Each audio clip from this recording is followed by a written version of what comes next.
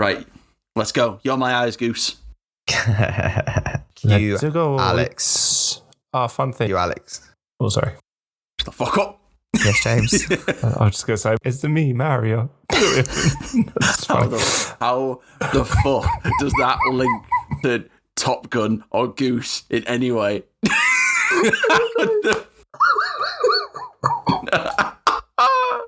Brilliant. We've got this might be the fastest point we've got to something for Chandler to put in the opener. What, 47 seconds? Too late, you can't hear it. The music's gone up now. The music's up. Let's get into it.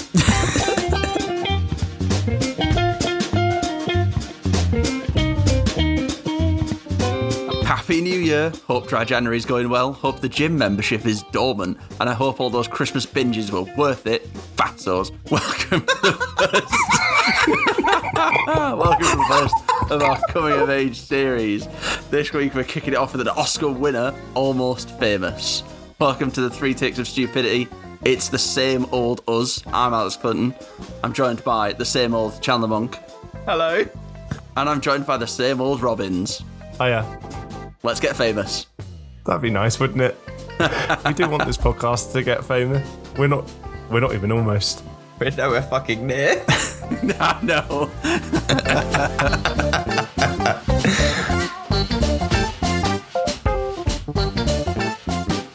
So, boys, new year. No new us, evidently, given this has taken 13 minutes to record this intro. We're back with our third series on coming of age movies. We're yet to grow up, but I'm happy we've released 6 episodes and a special. Can we please stop being self-congratulatory? We have mentioned this now on the past 2 episodes. If we don't mention it, we won't keep going. We're doing so well. We're doing so well. To be fair, we have got a combined of 211 listens, and that's not including YouTube. So I'm very happy with that. And we do genuinely appreciate everyone who's given up their free time to listen to us.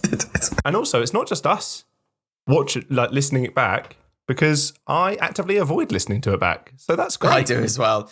I spend far too much time editing it to then want to then listen to it back after it's released. Yeah, that's fair. Editing it, you're sick of our voices. You've had a nice couple of week break. Yeah, it's actually been nice not having to listen to us. But for you guys, I bet you've missed us. Did you guys have a nice Christmas?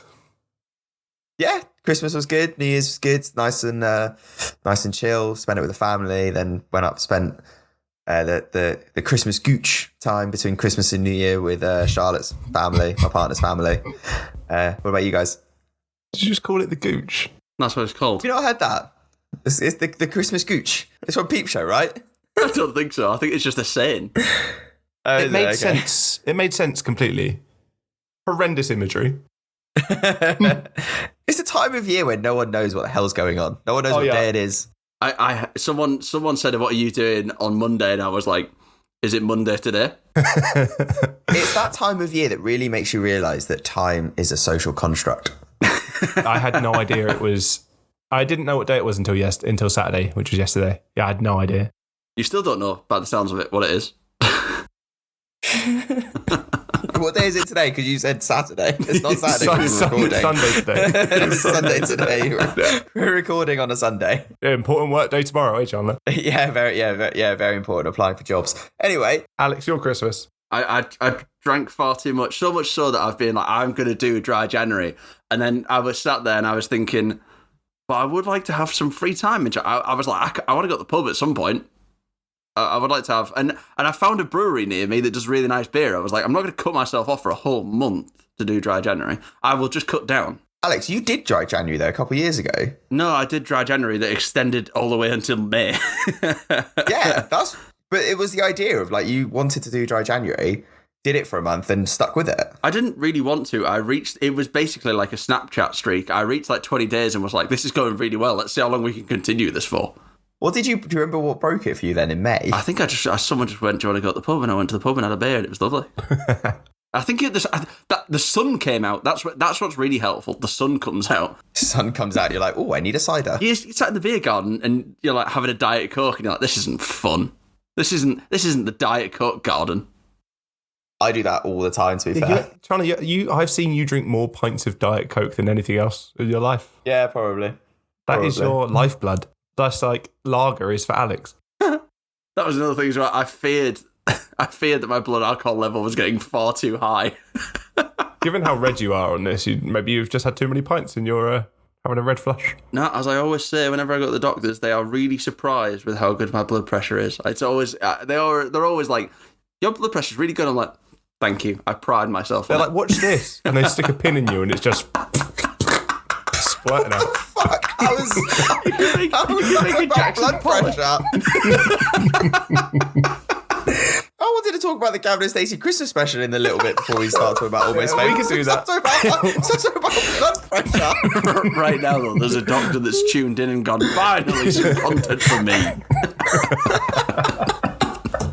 Alex, if it helps for your excuse for dry January or not. They say dry January is a great idea, but most people have a massive binge afterwards and it's actually worse. So you may as well just not do it. I don't think that's the point of dry January. No, the point is not. But the average person, they celebrate dry January and have a binge. At football coaching this morning, I had someone going, I'm doing dry January this year, but I failed yesterday. Love that. It's currently the 5th of January. They couldn't even make it to double figures. They couldn't make it. They couldn't make it to the first Monday of the new year. Impressive. I like it. They were like, it's Saturday, isn't it? So that's literally what he did. He literally said, I was at the football, so I wanted a pint. Yeah, Alex, you had a Christmas at home, didn't you, with your partner? And before going to see family, how was that? Just the two of you? it was lovely. Went to the pub. Thought we only had an hour window, but we actually had an hour and a half, so we could relax a little bit. But it wasn't really that regimented, to be honest. There was, yeah. Did you have Christmas dinner at a pub? I did. It was really, really nice. Oh, that's nice. What was it? Oh, that's good. Nice. Yeah. I like that. I had some apple pie at the end that was particularly delicious. Oh, lovely. Yeah. My partner's mum's side of the family went to have a curry for their Christmas dinner. Yeah, and they should be burned at the stake. That's so odd. What the hell? They genuinely said it was lovely. They said I'm the sure service it was. great. Yeah. The curry was great. I think we should bring back the guillotine. I feel like the amount of times we talk about us doing a live show in when we're not recording ourselves, we should just go for a curry instead. I went for a curry. Take all 20 of our listeners from around the world and we'll just go for a curry together. I went for a curry recently and I ate a whole plate of, so you know how they say when you give rice to pigeons, it makes them explode? Yeah. I ate so much rice from this small plate that honestly, it ruined my night and the day after. I was so bloated I couldn't move. It was horrendous. Right. I genuinely think we should move on. Oh yeah, we've also watched Gavin and Stacey, Wallace and Gromit. I had a Christmas as well. I spent Christmas at my partner's family for the first time and it was very busy. She has a lot of family to visit. It was very nice. I helped out her mum in the kitchen and I cooked the gravy and the Yorkshire puddings and the potatoes. God, you sound nice. suffer up. Did you kick her off though? Was she like in the middle of it and you were like, fuck off, Deborah, you're not doing it right? We had a great like little song and dance going in where like it was like tag. So it was like tag in, tag out. It was like very efficient. It was very efficient. So at that Christmas dinner, do you guys have like certain people do certain things? So normally, this is my first time spending it with my partner's family. Normally, we have Christmas Day with our own, and then we meet up afterwards. So normally I will do those things. I'll cook the gravy, the potatoes, and Yorkshire puddings when I'm with my mum, and my mum will cook the turkey and like the stuffing, peas and blankets, and veg. And I just wanted to contribute as I was spending it with them, and it was really, really nice. The dinner was lovely, but they're so busy. My Christmas Day is normally way more low key. Me and my mum normally like wake up late, because we normally stay in a hotel because my nan's only got a small flat. And then we go to my nan's about midday, have an egg sandwich, start cooking the dinner, open some presents, have Christmas dinner at like 6-7 o'clock, and then my nan puts on the soaps. Nice. This really annoys me about you though. You open some presents and then you open presents later, right? Yeah, that's horrendous. We do that as well. What? We do that as well. No. What? But my Christmas Day is manic. Like, if there's not an argument before we're all together in the same room on our family WhatsApp chat, the Christmas day's going Yes. weird. Wait, I always say there's no Christmas without tears. Am I the oldest? Yeah. Shut up, Alex. You know I'm not the oldest. He's going to do this every time. He is. But genuinely, there was an argument on there was an argument on our group chat before going to my sister's house. And then Christmas Day is just so manic that we do all the kids' presents in the morning. Then we stop and chill for a bit, let the kids go play with their presents. You've got more than one sister, right? And then shut the hell up. And then we do the few adult presents while dinner's also being cooked. And then we all have our own little. So like one of my sisters will do the meat. One of my other sisters will do the potatoes. My dad does the pigs and blankets and the veg. Oh, nice. I do Yorkshire puddings and dessert. You did the easiest bit. You take the Yorkshire puddings out of the packet, put them on a tray, put them in the oven, and then stand there for 4 minutes. How dare you? I'd be making my fresh Yorkshire puddings, and I hope Chandler does the same. They're very easy. Yorkshire puddings are fresh, mate. Come on. I do not believe that you're doing fresh Yorkshires. What do you mean? It's the easiest bit. I believe that James does fresh Yorkshires with like sage and paprika in them. How the hell do you make your Yorkshire puddings? No, because James makes everything strange. No. You do. No. Just do. I literally said on the last podcast that I'm a stickler for authenticity. Yes, he needed that one more carbonara before he left it. That is a borderline pancake batter. Yorkshire pudding is just pancake batter cooked in an oven in hot oil. Yeah, that's exactly it. Just eggs, flour, and milk. Oh, is that it? You use crude oil rather than cooking? Yeah. He uses refined it lard. myself. I did today. I did. Yeah.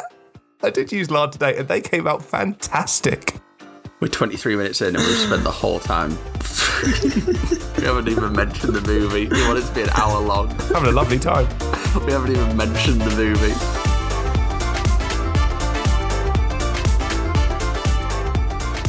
So let's get the admin out of the way. Almost Famous is a semi-autobiographical film that follows the coming-of-age story about a 15-year-old William who gets the chance to write a Rolling Stone article about the up-and-coming band Stillwater.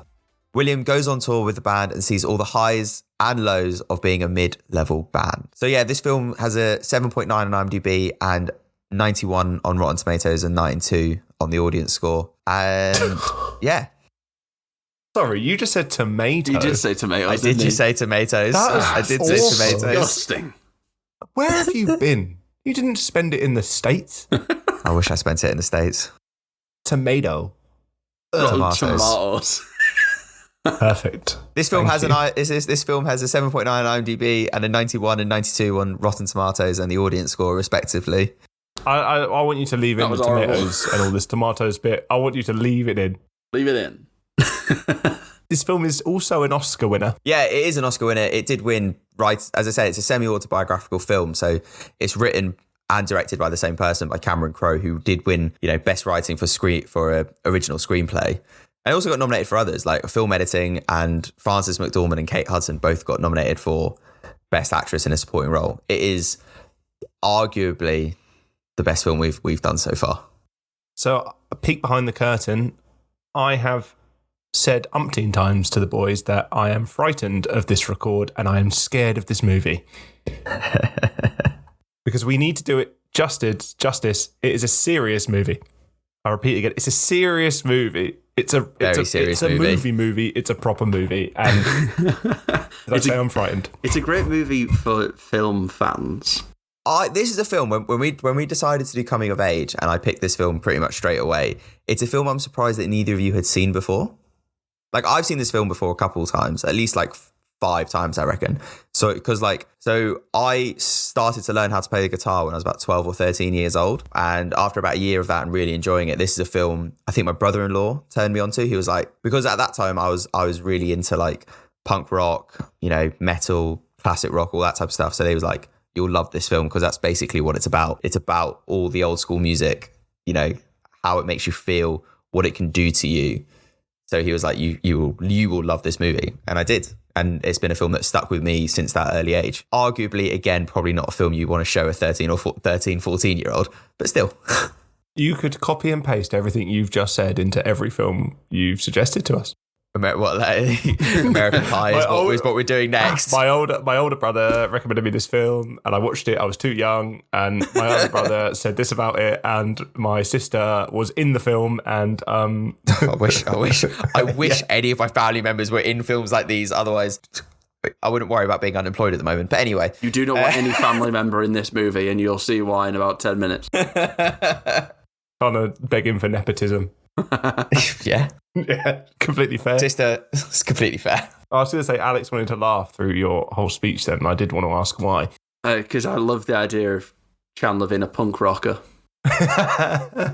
So my first gig, this is not about the film, but fuck it. No, my first gig was Metallica.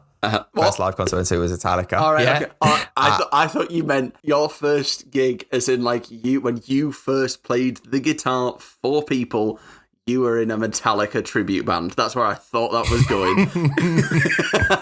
So, no, the first gig I ever went to was Metallica, and the second was Green Day. But talking about the first thing I ever played in front of people, it would have been Guns N' Roses' "Sweet Child of Mine" was the first thing I ever played in front of people. That's actually quite a funny story.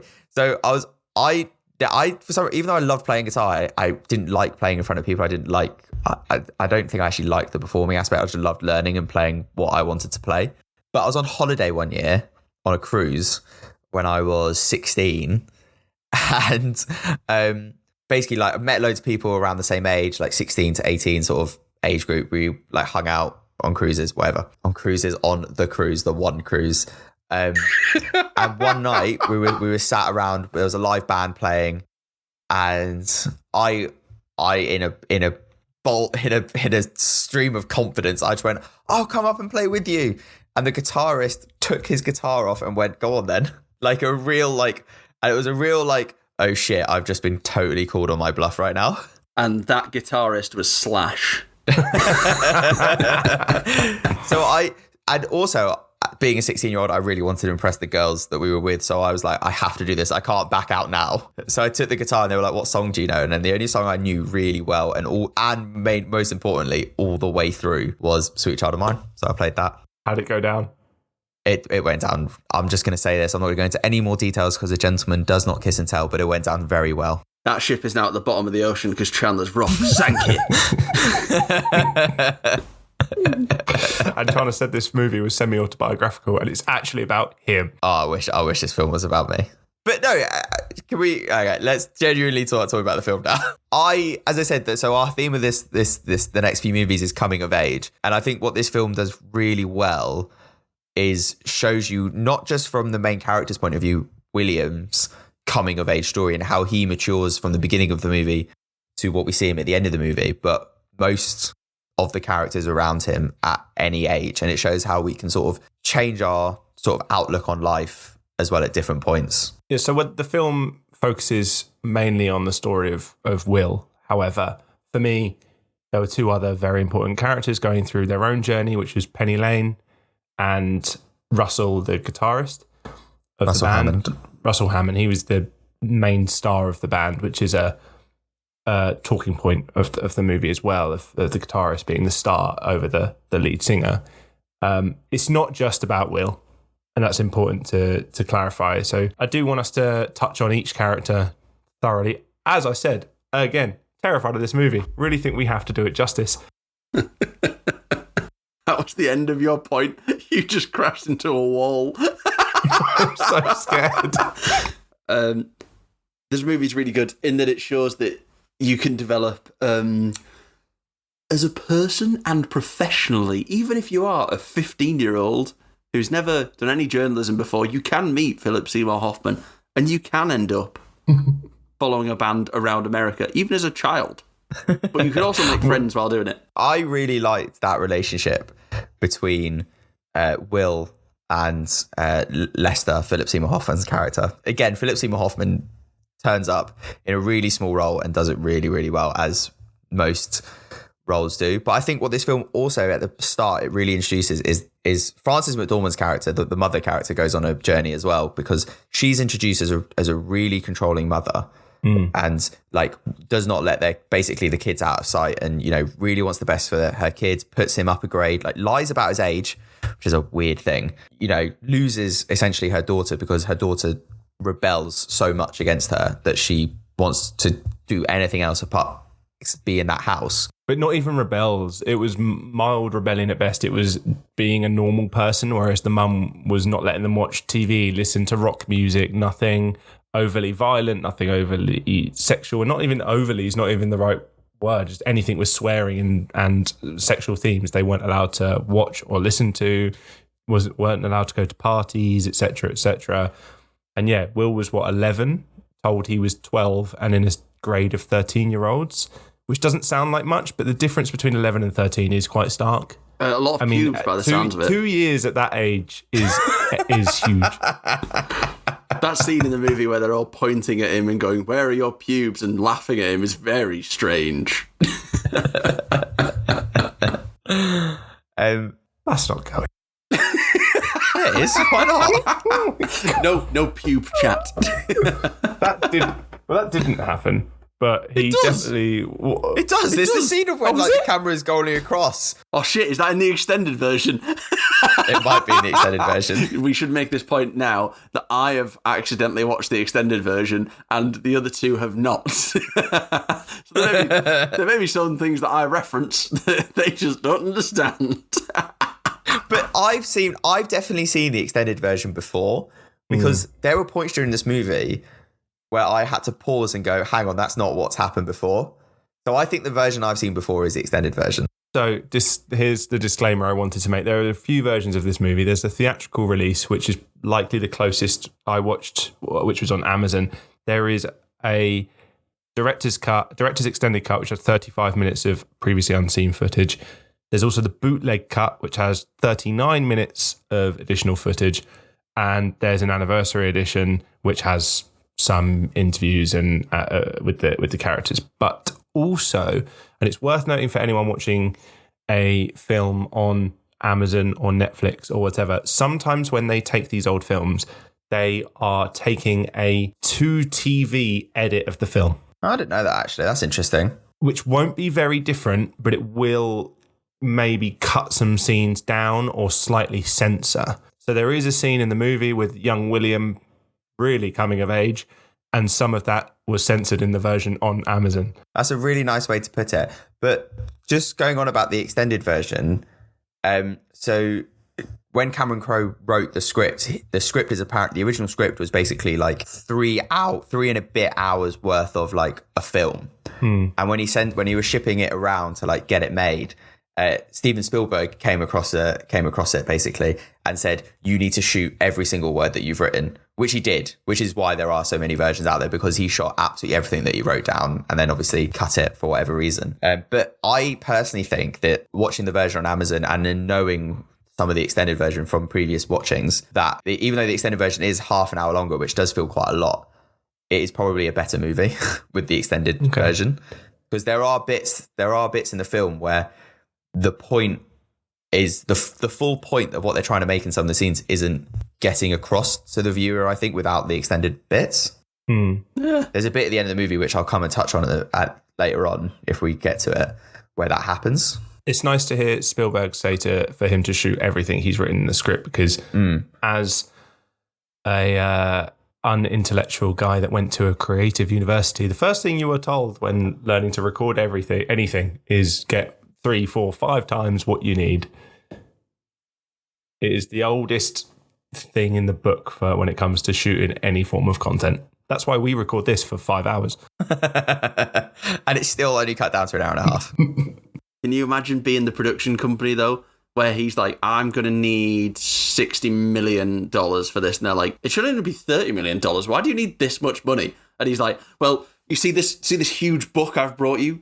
Mr. Spielberg said I should shoot everything in it. And they're like, really? It's going to cost a lot of money. He's like, no, Mr. Spielberg said so. And who would deny with Mr. Spielberg? Charlie, you're normally good for this. What was the budget of the movie? And what did it make? I think it genuinely was $60 million is what is. I don't know what it made, though. It made on box office 47 million. So it was pretty much there on, I think, yes, $60 million, 47.4 at box office. That's interesting. Yes. Wow, I'm assuming it's made its money back since. Yes, in the 25 years since it came out, I imagine it did make its money back, yes. But yeah, so I think we're going to do something slightly different here than we normally do when we just talk through the movie. We're going to sort of try and touch on each character and touch on the themes that are brought up in this movie. Because again, if we talk through everything in the movie, we'll be here for 3 hours and none of us want that. You don't want that listening to this right now. So yeah, as we said before, the journey that William goes on from being like someone who wants to be a rock journalist to basically someone who has done so well at writing that Rolling Stone think he's an experienced professional journalist to call him up and go, give us a story, to then him to actually be able to write that story where he's, not only written more than a couple pages, but they give him the cover, they give him 3,000 words, 4,000 words, whatever it is in the end. It is really good. You see that story progress and how he comes to terms with going on tour with a rock band to falling in love essentially with Penny Lane and coming to terms with that he'll probably never be the one who gets her is really interesting. Will's story, we learning at the start that he is a very intelligent kid. He's not just been put in a grade willy-nilly. He has been moved up because he's a very smart kid. His mum is a university lecturer. I went to school with a couple of friends whose parents were teachers, and guess what? They were the smartest kids in the school. It's just how it was. And it's not surprising that he is getting the opportunity to be a writer after his sister introduces him to rock music. She's played by Zooey Deschanel. She's fallen out with the mum over her overbearing nature and is like, this is the song that is how I feel, and then gifts all of her vinyls to Will. And that is where Will finds his love of music. Thus, like, time moves on and his room is now covered in Zeppelin posters, Metallica, any band, not Metallica. I don't think that's not Metallica. That's Jimmy that's a very different time period. I think Jimi Jimmy's Hendrix. a very different different time time. Yeah, generally not Metallica. The Who, yeah. He had a poster of Metallica 10 years before Metallica existed. I think he gains a relationship with Lester, who runs Cream magazine. Yeah, a small rock publication, and he was like staring at the window watching them record a radio show in a store and meets Lester that way and wants to write for Cream magazine. And Lester, who sets him on the journey to meet Stillwater, and that's when he meets Penny Lane. He was meant to interview Zeppelin, and that kind of got thrown away quite quick. Black Sabbath. Black. Oh, so Black Sabbath. My bad. He wasn't on the list to interview Black Sabbath. It's really good how when that happens. So the two things I want to, Alex, do you have anything to say, by the way? No. Okay. It's really good when that happens, though. There's two things. Like when he meets Philip Seymour Hoffman, and Philip Seymour Hoffman gives him that whole thing of basically trying to deter him for what he actually wants to do, which I think is something that is not done a lot, is like, you don't want to do this. Like, you really don't want to do this because of, rock's at a really bad time at the moment. It's the end of rock and roll.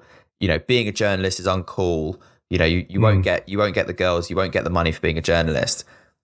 But then he sees in that thing of like, he sees in the eyes of Williams, like, well, if this is what you really want to do, then give me 300 words and I can give you $50, $75, whatever it is. Yeah. Sometimes in a mentor, it's good to actually to tell the person who you want to bring up the pitfalls of what you want to do. Lester's a father figure at this point, essentially. Yeah, exactly. Because his dad isn't around and Lester is the father figure, and he's giving him that harsh talk that this is not maybe a great path, but he sees his passion. Yeah, exactly. And that's sometimes people fall into a career just because all they can see is the positives and go through all the training to do it. And then they finally come to do the career and they've now all they can see is the downsides, the late hours, the unsocial hours, wherever it may be. And then the second thing you say of him blagging his way into the concert of just going, shit, I know these guys. How can I make them on my side to let them get me in? And he just instantly, does them with compliments. Your guitar sound is incendiary. I really enjoyed that line. It's really important. It's really important to note here, as it is a running theme throughout the movie, with he is struggling with the duality of being a serious journalist, but also a serious fan. Yeah.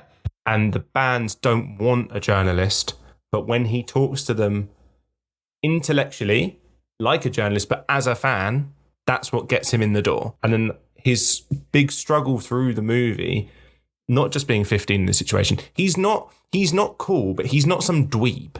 He's got confidence. He's still going out and doing these things. He's not borderline comatose by fear in any situation. He is attacking it all head on. He wants to prove himself, and he is loving the opportunity to meet these bands at the start of the film, and his love obviously is there at the end. But he struggles with being a fan and a friend to the band while also being a journalist, which is an important thing later on in the movie when he is told that he's basically writing a puff piece on the band, and that's never going to work, and that's why the band call him the enemy. Yeah, I think that sums it up really well. Of he struggles between being the enemy and the fan or friend, basically.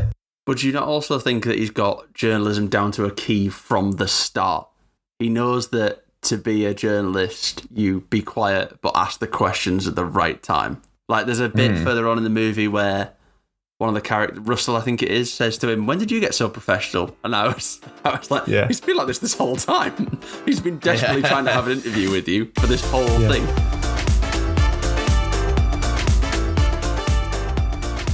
So now we sort of mentioned Will. I think at this point where he's starting to like become a journalist, and he starts trying to interview Stillwater, is also when we also meet Penny Lane in the story, and she is brought up at this.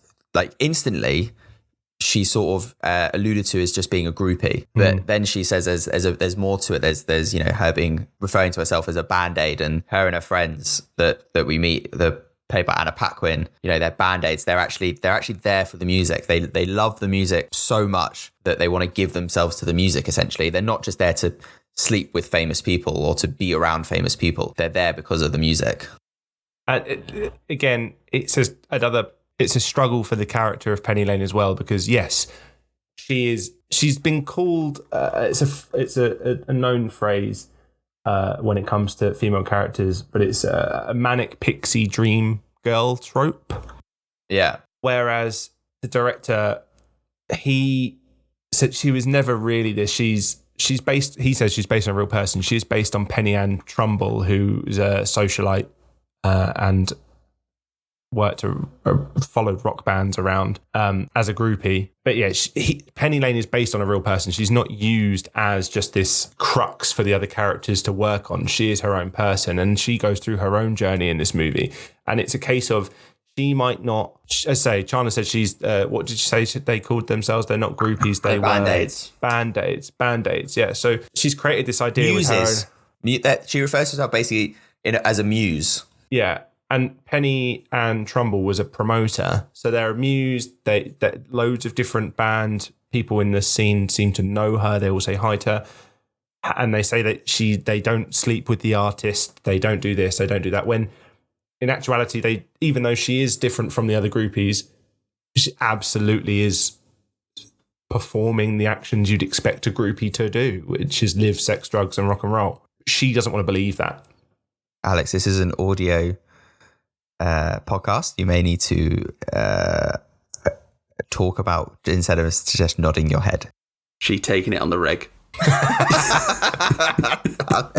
She's very popular. Everywhere they go, she's very popular. She must be a hell of a talker.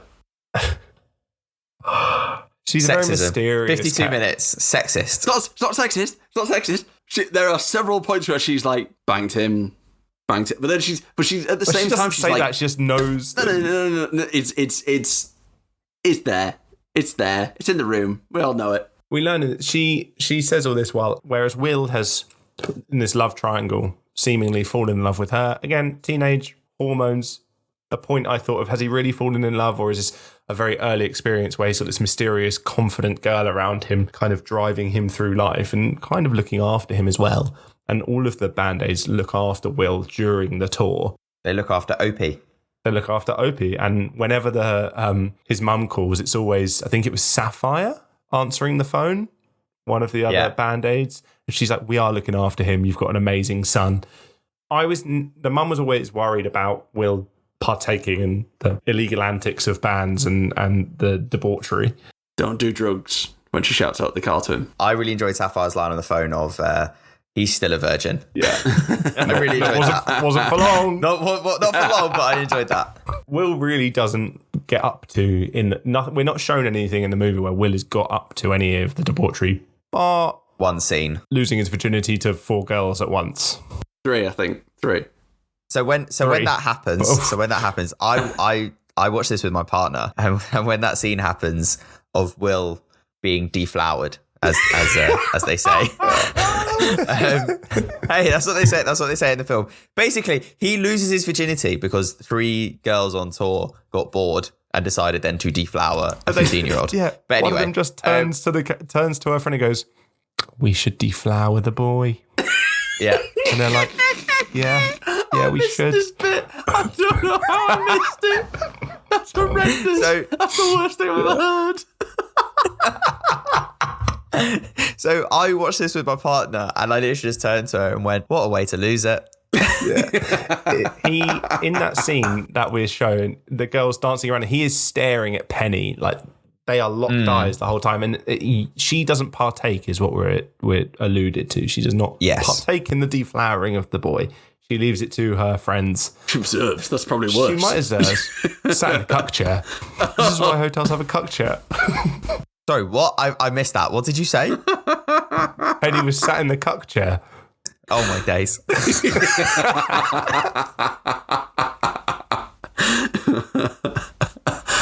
Oh my God.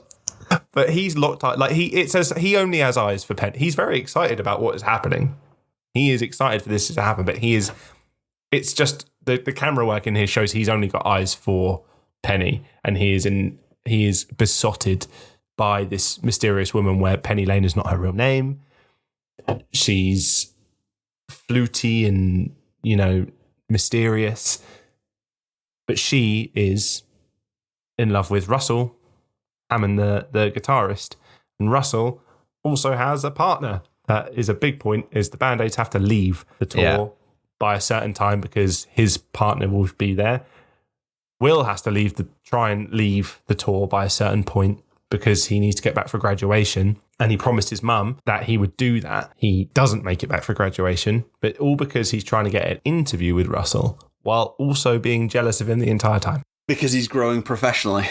Still trying to get this interview. And he has a friendship with Russell, but even though he's jealous of Russell, he's still trying to do his job. So but going on in the scene about after that, literally the next scene after Will's lost his virginity is him getting the phone call from Rolling Stone going, "Hey, what the hell are you doing? You need to be more professional." Like, we know it's all fun on the tour, but at the end of the day, you're there to get a good story and to write for this magazine. I don't believe that Rolling Stone is that serious. I reckon if the editor of Rolling Stone rings you and that's happening, he's like, "Okay, you're getting some stories.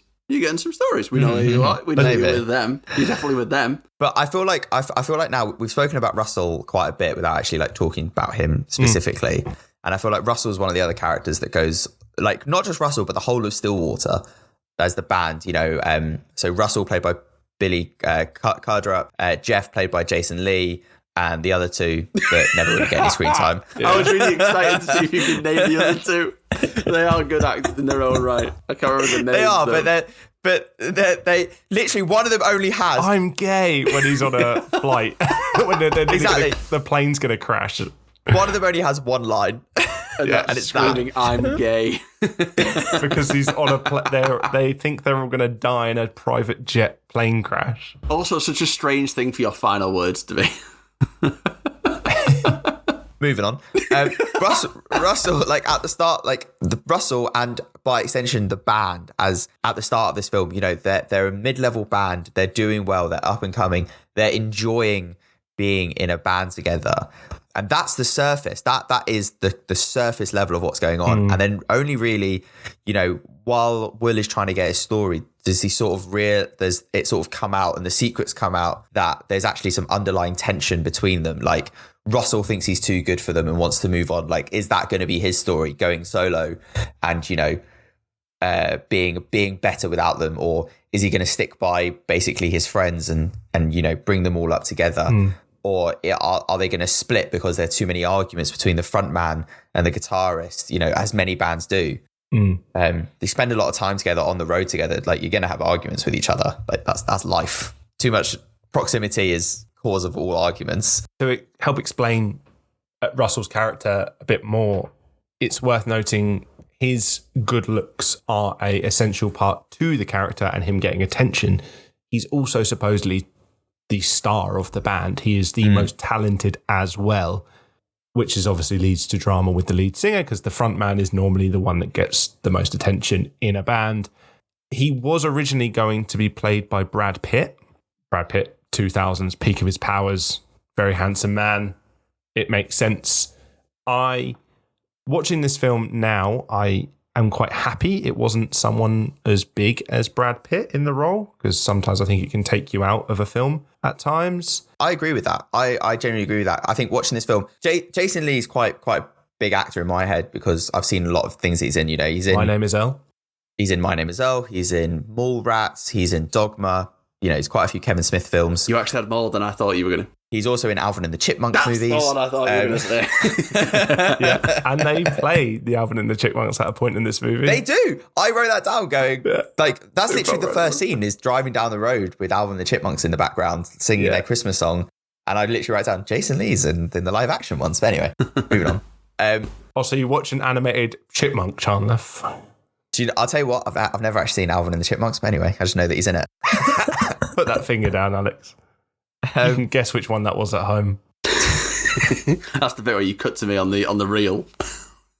Before Chandler got here on this record, Alex didn't have his headphones in, so couldn't hear me, but was swearing at me. And at that time, he discovered himself that he's got really bent middle fingers. No, it's not bent. Look at them. They are chunky. They are chunky fingers. I don't really have big hands though. What the hell are you guys on about? They're quite nice hands. Chandler's bewildered. He has no idea where he is. He was in the middle of I was going to make a really good point about Almost Famous, and I'm like, what the hell are you on about? He's just talking about Jason Lee. And now we're on fucking my hands. Another classic 3 takes tangent. None of that's going in. I hate you both so much. Cue the music.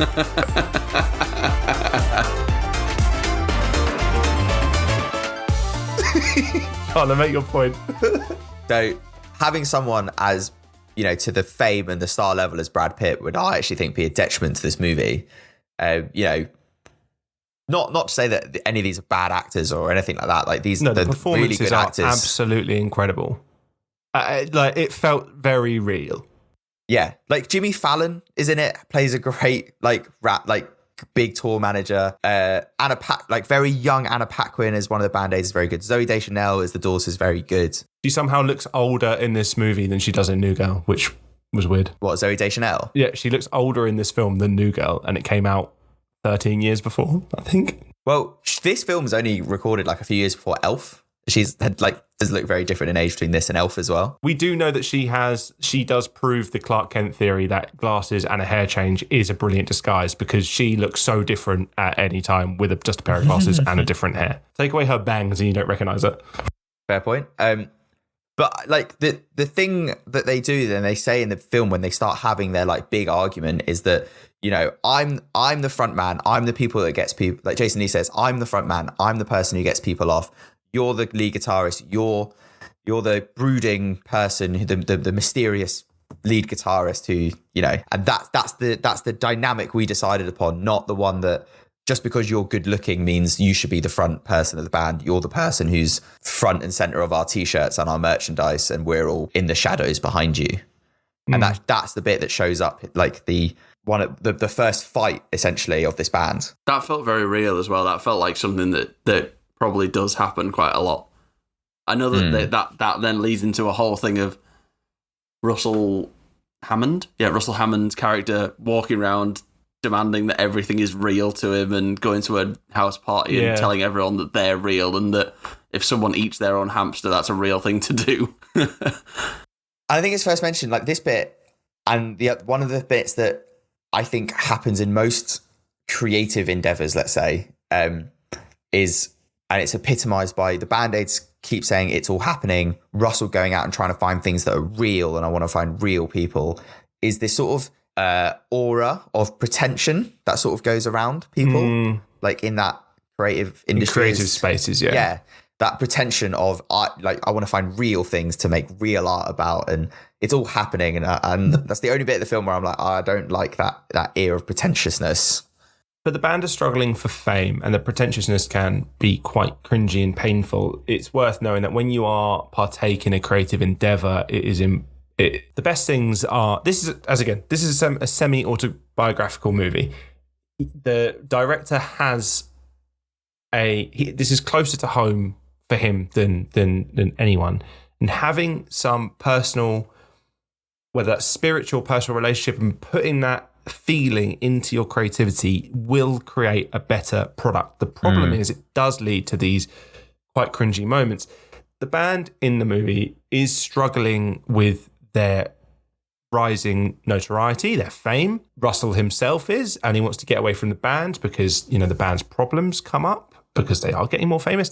Jimmy Fallon came in as a new manager. The front man is jealous of Russell, and they're having to. Russell's really trying to manage how the band feel about him when they basically all tell him that they hate him.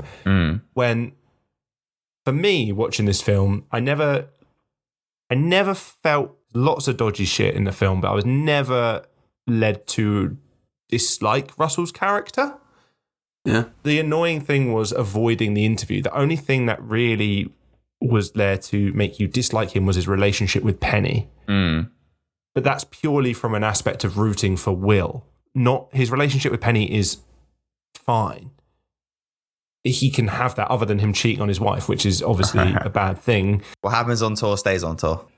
So yeah, going back to what you say about people not supposed to be liking Russell, there was this bit is where I think I started to not like Russell, because I can understand, I can sort of, everyone's wanted to grow up and be a rock star, and, being as I said earlier, like I wanted to get up on stage and prove that I can play guitar and prove that I can do it one to make me seem cool and, help me with, trying to kiss other girls at 16. Do you know what I mean? Like it's a very relatable dream that the three of us have had. I'm sure you two have had, of being a rock star, and makes you cool, and it helps you, get dates and things like that. Well, you just want attention when you're a teenager, and you're a hormonal time. I actually think the bit that made me not to like Russell and make me see that celebrities, obviously it's a double-edged sword, is that scene in the party where he goes and he's being a pretentious douchebag in front of these kids, and the kids are hanging on his every bloody word. Like the kids are like, I'm going to take every word that you say as a intellectual piece of knowledge that I will hang on me until the end of my life. And the bit where he's on the roof, I am a golden god. And they're like, yeah, you're a bloody rock star. This is what we want. And I'm on drugs. That's the bit where I'm like... And it's like, that's my last words. And yeah. The old cheery's death. That's the bit where...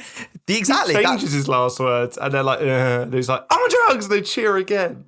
Exactly. That's the bit that made me not like Russell, in a way of he just wants to... He is literally... And there's another point of the whole film is like trying to show you how you don't have to be cool. Like, it's being cool and acting cool is not what it's all cracked up to be. Well, the traditional definition of cool, Yeah. And I think that scene there's another scene at the end when he's on the phone to Philip Seymour Hoffman that drives that point home. But this scene is also trying to give that point across, I think, is like, yeah, just say the cool thing and it gets a cheer from everyone. But is it like, that good to be on drugs and being on a roof and shouting you're a golden god about to jump in a pool? You make a really good point here. But is that roof scene not the culmination of like that's their peak of like their fame ride? Like when we first meet them, they seem almost like new to it. They're going on stage, they're like, oh, we're not really sure what we can get away with. They sing, they come off, they're like, we're going to go to LA next week, you should come with us. Then they go do the radio interview where there's the guy who I think is played by James Robbins, where he's taken so many drugs he like crashes mid interview. This is definitely in the extended version, this bit, by the way. Oh, is it? Yeah. Why is it my name? They start pushing the boat a bit more. They start being a bit more rock starry. They start swearing in an interview and they're like, we can get away with more. Everyone around, they're all just like egging each other on. They're building into it. And as they go further on, they're going to more parties. They're meeting more people. Penny's meeting all of the people that she knows very well that we don't know quite how she knows them, but has a really good relationship with them. We can only assume really good conversationalist. Uh, and it's growing up to the point where he's on the roof, on drugs, on acid, getting people to cheer his last words and then jumping into a pool from one story up. I think Chandler made a great point on this because you mentioned the kids hanging off their every word. And the band are struggling with their fame, as Alex said, they're acting more like traditional rock stars, what they really believe a rock star to be, probably, and not actually just being themselves, which is the movie is about really Will being himself and being uncool, and the band learning to be a band together, and ultimately they're friends, but it's a profession and how maybe they should behave. But Russell, the kids are hanging on his every word, and the whole band and Russell are just dead. It's a big part of Penny's journey is to learn that they're taking advantage. It's obvious, even though Penny and these girls, they seem very strong and they seem like they're making decisions. They do truly love the music, and they do all of this and travel around because they love the music. They are still being their love for the music and the tour life. They are being taken advantage of throughout the entire time, and Russell is a part of that.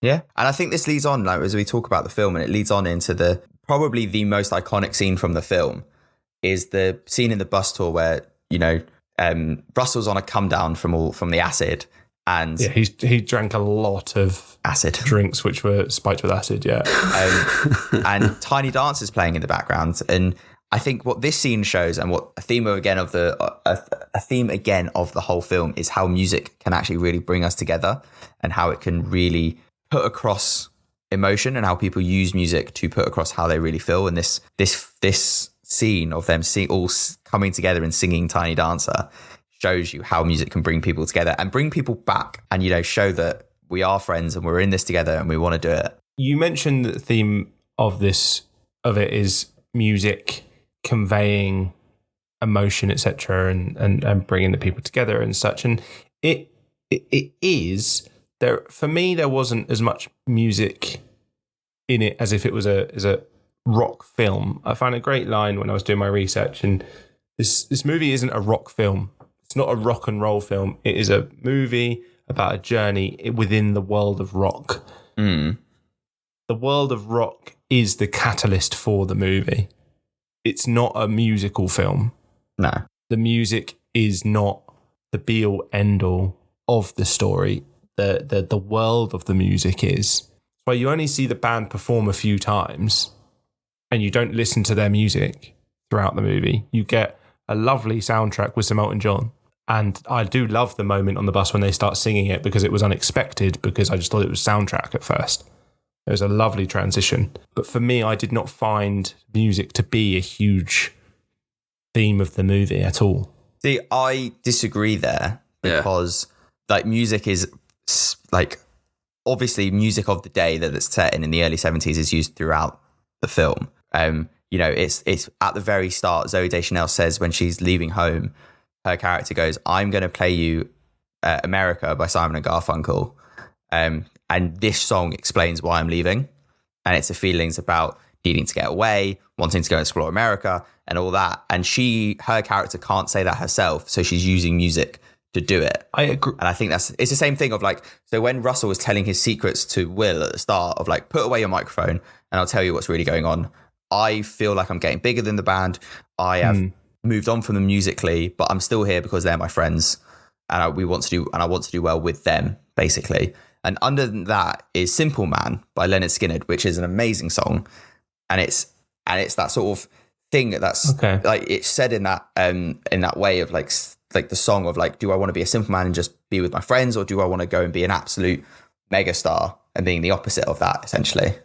Yeah, no, I think it's a nice moment, and it's a great point. I don't think it's a theme.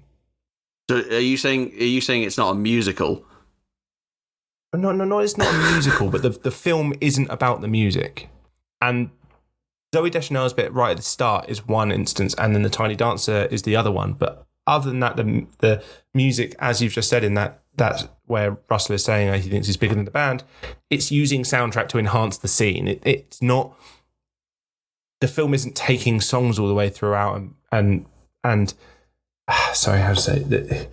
the characters aren't constantly, like the Zooey Deschanel scene, using music to convey their points. The music is there to enhance the world of rock, and the world of rock is what is the movie. For me, I don't think I think that Zooey Deschanel bit is a great example, but that isn't done again throughout the movie that much. Tiny Dancer, the emotion of Tiny Dancer isn't really, and the words aren't really relevant, but them singing it together is just a big moment, because you would do that. I mean, singing on the bus, wheels on the bus go round and round, is the oldest thing going. I somehow don't think if they were singing with the wheels on the bus go round and round would carry such emotion as Tiny Dancer. Absolutely As they not. all tear up. Absolutely not. But like the lyrics, but I disagree, because again, like Tiny Dancer, like if you listen to it, like Hold Me Closer, Tiny Dancer, Feel the Headlights on the Highway, like it's them driving across, it's basically saying hold us closer. It's a great part while of they drive soundtrack across to the highway. enhance- I think you've took that too literally. No, I think Because I couldn't remember Tiny any of the Dancer- other lyrics to Tiny Dancer off the top of my head. I'm not even sure you got that one right. No, I didn't. Tiny Dancer is used to enhance the movie, just like any score and any soundtrack in that scene. But I love how it melds in with the world, and it moves from being a soundtrack piece to them singing it. But again, I don't think the movie is constantly utilizing music like that Zooey Deschanel scene or the Tiny Dancer scene to express itself within the story. The moment you mentioned about the interview, there's a song underneath it. It's a bit of soundtrack to enhance the moment and convey meaning to you as an audience, but the music is not being used as a theme throughout the movie to do that.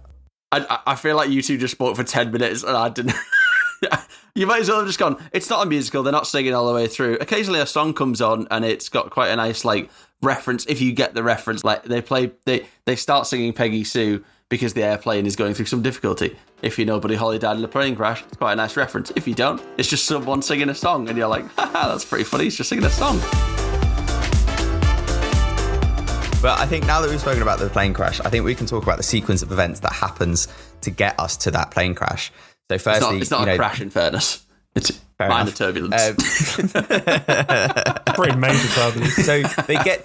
So they get to New York, which is the place that we found out early in the film is the place where Penny has to leave by. And Penny's gone. You know, they've had the scene where Will tells her, "Don't come to New York. Just don't do it." Yeah, and then look, this is an important scene for Penny as well, as he says he says you're being used by the band, and you don't want to believe it. They sold you to Humble Pie for $50 and a case of beer. And she asked what beer, which I thought was really nice. That is a really not. I'll be honest. I wrote that down because I think that's a real good bit of showing Penny Lane's character of just laughing it off. Yeah. Of just, this won't affect me. Yeah, she gets her defense mechanism out. Yeah, she has used quite a lot in this. And then you know, Will finds out it's going to be a cover. He says that line of, which I wrote down in full because it's a great line of, "Tell them it's a think piece." Where is it? I wrote it down. Oh, he told what Lester got him to tell Rolling Stone. Yeah. Here it is. A think piece about a mid-level band struggling with their own limitations in the harsh face of stardom. Great line, and it sort of sum up, you know, the whole film as well in a way.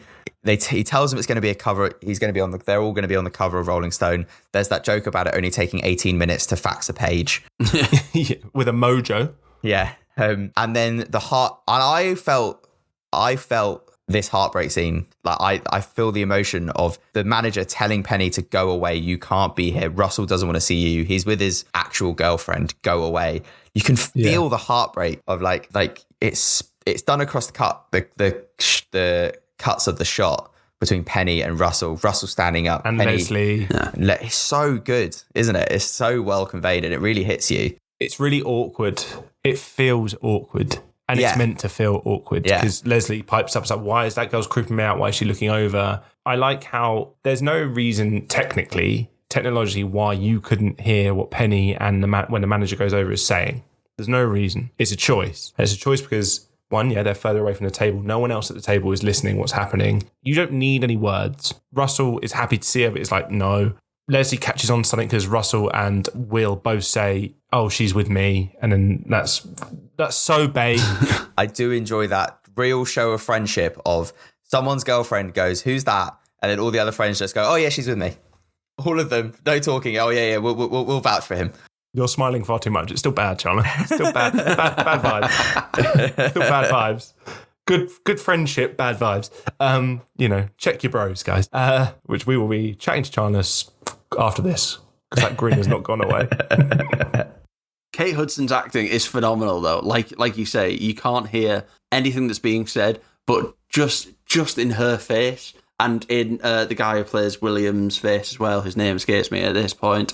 That whole scene is very similar to one slightly earlier than that, where she's dancing around in the empty concert hall. It's very similar. I was going to mention that, because I was going to mention the next scene of when we see her in the hotel room and she's by herself for a little bit before we see William enter. And I feel like the stark difference in her journey between that scene of her dancing to the Cat Stevens song, and the name of the Cat Stevens song escapes me, to the scene of basically her overdosing, is so stark. And you see her journey in just those two scenes, and the acting is done so well. Now that you bring up the two together, though, I love the dancing scene and the at the dinner table scene together, because I think it breaks down Penny as a character really well. She loves the music. She loves rock and roll. She loves the antics around it. She lives for it. She isn't just a groupie. But then ultimately, she is, even though she is more than a groupie, she's still a groupie. She's there at the table. Russell's there with his partner. She shouldn't be there. She loves him, or thinks she loves him. I think a big part of the movie really is like, Will, does he thinks he loves her, and she thinks he loves Russell. Will thinks they're all friends, and Russell thinks Will's his friend. They all, you're never really sure of their relationships, but Penny loves the music, but she unfortunately has also partaken in groupie antics and loves this guitarist who is taken, and she wants nothing. She doesn't want to see him with his partner. I think it's a bit more than just groupie antics. I think she has fallen in love with Russell. Like, I think maybe at the start, but by this point, or infatuated. I think it's more infatuation than love, and I think it was the same for Will with Penny. I think it's like they're just the world of rock is so consuming and unbelievable. But is that not what makes this movie so good? Because you are just sat there the whole way through being like, is that a real emotion? Is that a fake emotion? Do you actually love him? Does he actually love you?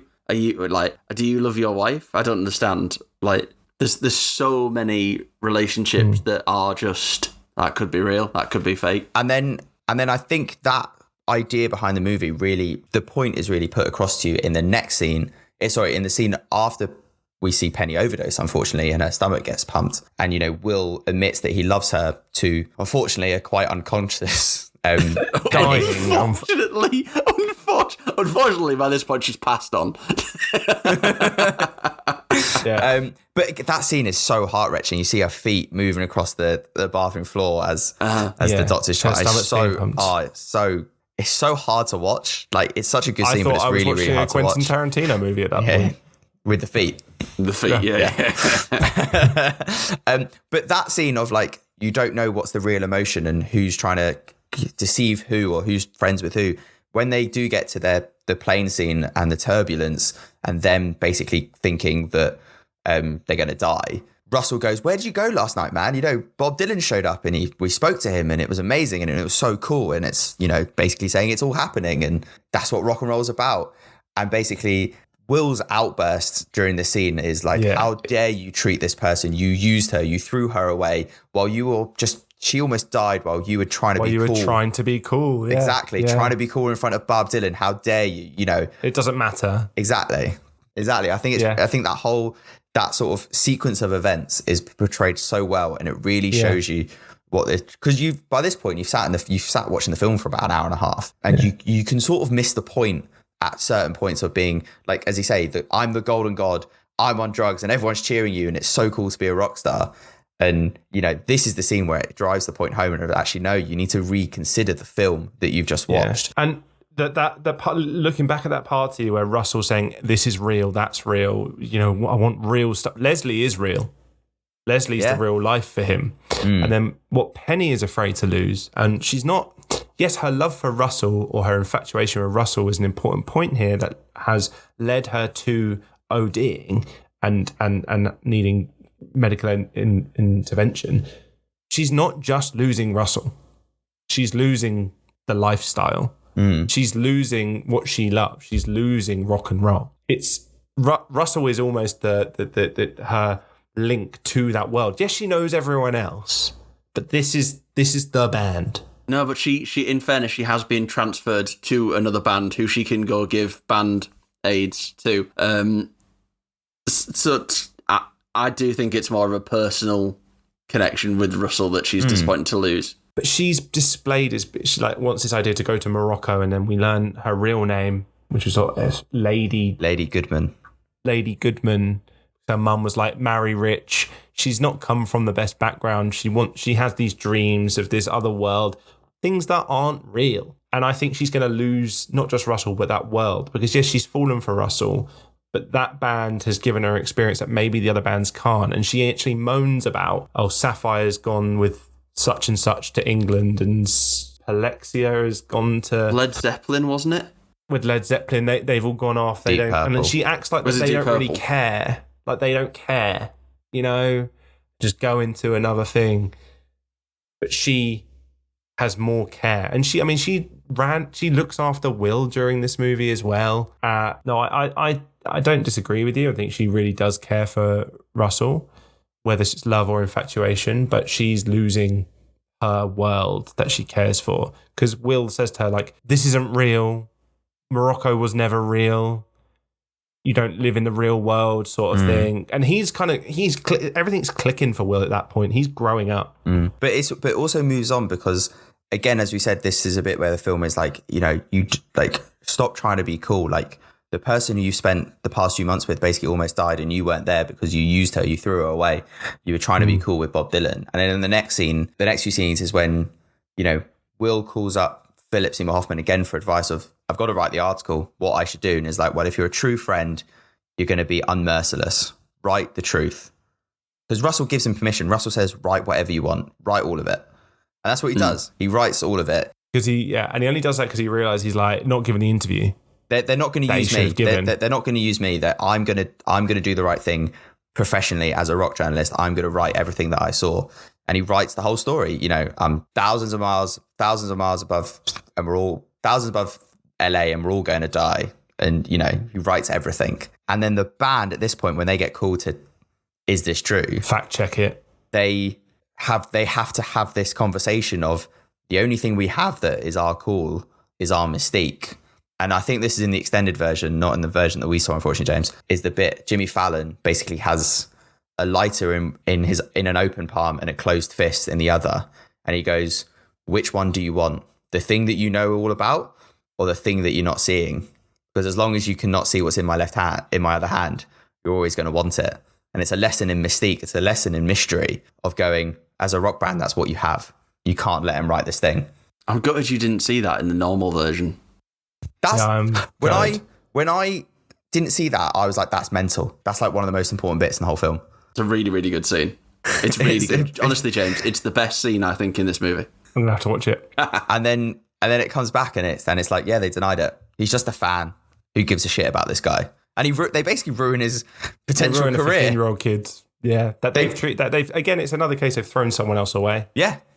And it's important to note that I think you can't have the journey of Russell, Will, and Penny without each other. Will's outburst. Will's for me is the first one to click. He's not getting an interview with Russell. Penny's there looking after him. He's gone through life-changing experiences. That moment where Penny has nearly OD'd is a bit of a big turning point for him. Probably the poker beforehand, where she gets palmed off to another band through a card game. Penny, when he had that outburst at her earlier on, and then following her ODing, where he's basically saved her life, be like, they've actually told him her real name. That's her. That's where her turning point is for me. And then Russell's, I think the overall experience of the movie, yes, it does change him, but the mum is so important to Russell's character. The point where on the phone, Russell, way earlier in the movie, the mum's checking up on Will. Russell takes the phone and he tries to be this braggadocious, charming guitarist down the phone. And she's like, the mum is she's an adult. No one else in this movie is an adult. None of them. Maybe Jimmy Fallon, but none of them are adults. Lester and the mum are. And the mum is the one adult to give it to Russell. Like, I know who you are. I know what you're doing. You're showing Will this life. It's all fun. It's all this, but it's not all that. And I see through your game.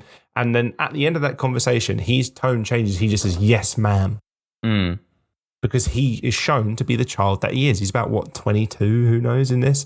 Maybe. He's shown to be the young kid that he is as well. Like, they're older than Will. They're still kids themselves. And then later on, Penny, Russell's trying to see Penny. He's done with Leslie. He loves Penny. He wants to see her. Penny gives her address. It's not her address. It's Will's address. And it's seeing the mum again to be like, oh, it's so kind of you to come here. Russell's not made that decision himself. He's been forced into it by Penny. She's making him do something that he's uncomfortable with and making him grow up and change. And the mum there saying, this is really big of you. The mum is making him see like this is the action of a real good person. And then he finally gives Will that interview. You can't have any of them go through their journey without the other. I agree. I'm really glad you mentioned that scene because we did brush past it of Russell on the phone with Frances McDormand's character. I thought that scene, I agree. I think that phone call is so important I think as you've brought up, like each character sort of has their turning point. I think that one of those turning points for Russell is the phone call with the mother. And then again, when he realizes he's been sent to Will's house instead of hers. And probably Will shouting at him as well, I think is important as well. Yeah. The Will shouting at him. Will's turning points are Penny ODing, him realizing the band just used people on the plane and shouts him down. But then also his phone call with Philip Seymour Hoffman when he goes, I'm on call, you're on call. Of course, I'm going to be at home and you're going to phone me. Like, that's what we are. I'm on call. Yeah. And I think, Penny's is obviously her OD is obviously the massive turning point in her story. And also, I think her turning point is on the phone call with Russell when she realizes Russell's never going to actually want me. And then she gets on the plane to Morocco. She finally does what she's been talking about. Yeah. But she's grown up. I don't think she wants Russell either at that point. I don't think she wants Russell either. I don't think she wants to bang the child either, no. No, I don't think she wants to bang. She did lead him on a bit during the entire movie. I do think she was looking after him. No, I think it flipped. I think there is a point where it flips where he starts looking after her. Obviously culminating in where she's getting the plane. I don't know if this is in your bit. It was in my extended version where she's like getting all sad, going on an emotional journey, sat on the plane, and then she like looks out the window and sees him in the terminal just waving at her.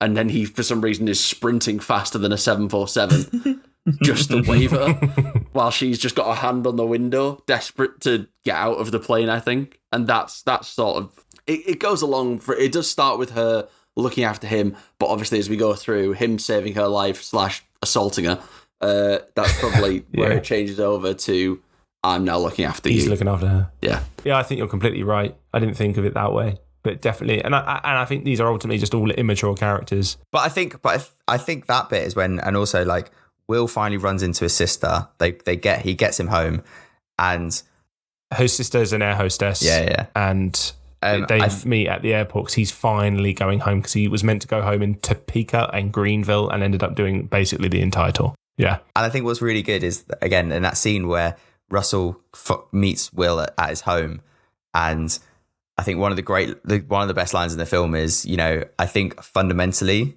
we both wanted her, but ultimately she wanted us to be together. Yeah, I found it quite funny, but yeah. I really enjoyed that line because I think that proves, like, at the start of the film, she's saying she wants to be a band-aid, she wants to help the music, she wants to be a muse, essentially. And, like, I only take interest in real people with real prospects, is what she says at one point. And I think she says, Peggy Lane says to Will, we can be that person for Russell. And I think at that point, when she sends Russell to Will's house, she's saying, I can no longer do that for you. However, William can help you become a better musician. So I think that's a better person. No, a better music, maybe a better person, but yeah, probably a better person actually. I think because ultimately a lot of the story for Russell, because again, this is my point on the music. you don't know his journey as a guitarist. You know his journey as a personality and as a person. And by the end of the film, you would say he is a better person than he was at the start of the film. Russell changed his mind and told Rolling Stone that it was true. And at the end, his story did make the cover of Rolling Stone, and it was published. Like, Will's goal, beyond his original goal, was achieved, which when you see the pack of papers thrown outside the front of a shop, I loved it. I was so happy. I was so happy for little Will. But talking about the music again, I think when he finally gets his interview, it's like, what do you love about rock and roll? And I think there's a slight change in him when he goes, right, I need to be cool again. Stands up, flips his chair, sits back down. Yeah.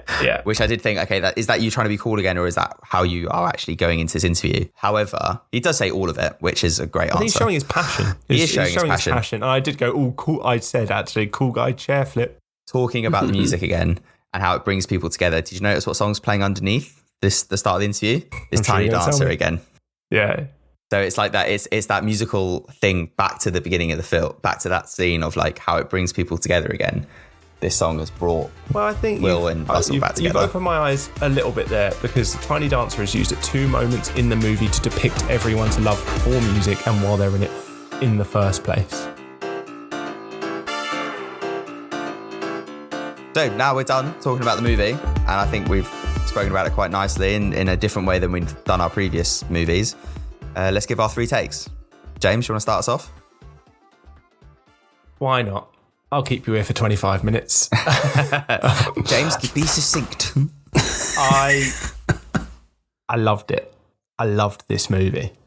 It is, without a doubt, the best film we've done. Jurassic Park's probably the other critically acclaimed movie that we've talked about, but it's just different.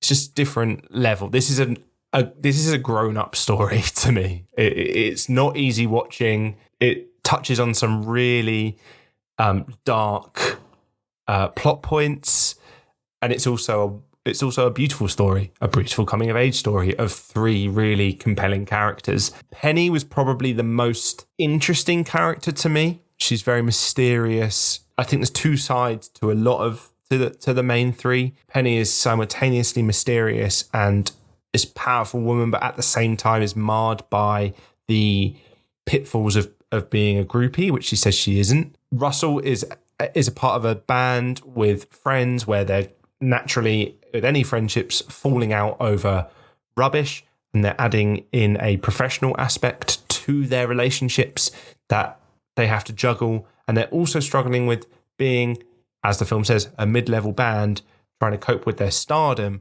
And to be honest, they're acting like the prototypical rock star. I feel like they're performing as rock stars and they aren't living their world. And the word real was a big part of the movie because none of them are really living in the real world during the majority of this film. Will's journey as a 15-year-old and a writer seems unrealistic, but it's semi-autobiographical of the director who did travel with a band when he was 15 and 16. And that's what it is based upon. He goes from an intelligent, young, very confident, uncool kid to being the cool kid to then learning how it is to be a real professional adult and understand difficult situations. And almost we're portrayed with Penny and Russell as their age is never stated, but they're meant to be older than him and they're looking after him. But at the end of the film, Will is the guy that is the adult in the situation, looking after them and pointing out their flaws. Penny, at the end of the movie, is kind of given up the band shtick and is going to Morocco, even though she loves the life of rock and roll. And Russell and the band have seen, maybe they haven't got over their issues, but they are moving forward as a band. And the last part of the movie is Russell realizing that he just loves music and he loves rock and roll. He just loves it. And I loved this film. It was fantastic. I need to watch the extended version. I was gripped by the stories of the main 3 cast. I thought the supporting cast was very good. I love Lester. Lester was the guy preaching uncool. For me, he was the coolest guy in the entire film. And yeah, it's honestly the best film we've done. the best film I've watched in a long time, and I truly loved it. Alex? I really enjoyed it. Come on. Come on, Alex. Think. Oh my come on, God. Think a bit critically. Come on. I did watch the extended version, unlike you two. So I got more. That was nice. But I think the key lesson I took from this is everyone's dispensable. From Will. Will was dispensable throughout. He becomes a journalist. The story's not very good. They dispense with him. The band trying to sort of use him as a fan, and then he gets a bit too journalistically inclined. They dispense with him. Penny has done whatever band aides do, probably shaking hands with everyone. She's probably shook too many hands. They dispense with her. Yeah. My take from this film, as I said, my history of this film is it was suggested to me to watch at like 13, 14 when I started to get into music, just like Will did at the beginning of the film. And James is right. This film is amazing. I love this film so much. Yeah, James is right. Arguably, this is the best film that we've done. It's a very different film that we've done. It's a challenge. It's probably the first movie we've done where there's actual like challenging themes to it, and it makes you think about, you know, your life. It makes you think about the decisions you made when you were sort of, you know, 15, 16, going on to 18, 20. 25. Yeah. And it makes you think about your life, and have you tried to be cool in the past? Have you tried to impress people? As I said, I was like that when I was 15, 16, 17, you know, and as you say, Lester's one of the great characters who says, it's fine to be uncool. It's fine to be home late at night so people can call you and whatever. That's if you just be yourself. I think that's what one of the things this film is trying to get across is it's fine to whatever makes you happy, go and be yourself. You don't need to think about what outwardly makes you cool. I think it teaches you about life experience and trying all the things and then deciding what you want to do. And yeah, this film is great. I will watch this film again and again. The music is amazing. And for anyone who hasn't seen that's enough. We don't want any copyright. For anyone who has watched this film, go and hasn't heard of these songs before, which is probably impossible by this point, but go and listen to those albums, go and listen to those artists. It's amazing. It takes you through the journey of, you know, late 60s, early 70s rock and roll, and it's amazing. Highly recommend this film to anyone. Shout out to Will's mum Elaine. She's a saint. So I think to just last thing about journeys, because I know Alex is hating talking about journeys, but she goes on a journey as well. And I think her journey of life experience, trying to teach your kids to do right, is great. And then she realizes probably it's best just to let them go live, do what they want, and they will find their way back home. She's given them the tools. Exactly. Zooey Deschanel's character does the same. She goes away at 18, but then she comes home. You know, she doesn't want to be there. She wants to be anywhere else in the world, but she finally comes home and gets to spend time with her family again. Like, the film is great. It teaches so much to anyone watching it that is amazing. I hope listeners, I hope you've enjoyed this. It's a bit different from what we normally do. I feel like we had to tackle this serious movie in a serious way, but try and come with some of the classic 3 takes flair that you know and love. Yeah, brilliant film. Right. I think what we've learned there is if you want to grow up, you're going to have a foursome, join a band, become a front page journalist, and let Kurt Hudson dictate your life. Join us next week when we'll continue to grow up and watch Studio Ghibli's Boy and the Heron. It's goodbye from James. Goodbye. Goodbye from Chandler. Goodbye. And it's goodbye from me, Jibble Jibbles. Please follow us on all of our socials. You can find them in the description to this podcast. We are at 3 Takes of Stupidity on Instagram and TikTok. Blue Sky as well, but with a 3 instead of the word 3. You can find us on Twitter at 3 Takes Pod. Please email us at 3takesstupidity@gmail.com. We want to hear your movie and series ideas. Thank you very much.